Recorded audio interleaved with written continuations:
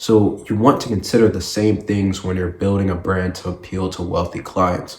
You want to understand the world they sit in and the colors that they see on a day-to-day. You also don't want to off-put anybody. You want to be not applicable to an extremely wide audience, because what we're doing right now is we're narrowing our target demo by what we're presenting, but you actually want to have something that's palatable and tasteful and timeless.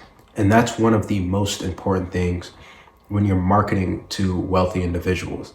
You don't want to turn people off with something extremely whimsical. You can only kind of get to that point when you're at a Ralph Lauren level, Apple level, Louis Vuitton, Hermes, where you've done the basics of providing excellent service for so many years that when you do something whimsical, colorful, and playful, it's actually a plus and an add-on that, oh, they don't take themselves to the extreme serious, or they have a little bit of fun and art to them. You want them to think that, not think your brand is that, right? You want them to think you're so sophisticated that when you color add the lines one time, it's extremely intentional, purposeful, and actually like art.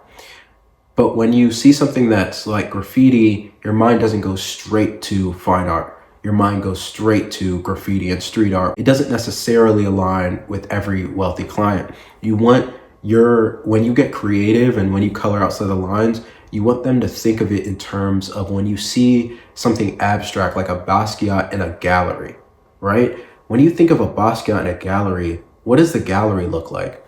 White walls, beautiful lighting, overhead lighting shining right above the painting.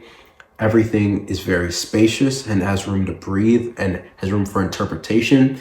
Even the wording right up, under the art, the description is very small font and subtle so that you pay attention to the art.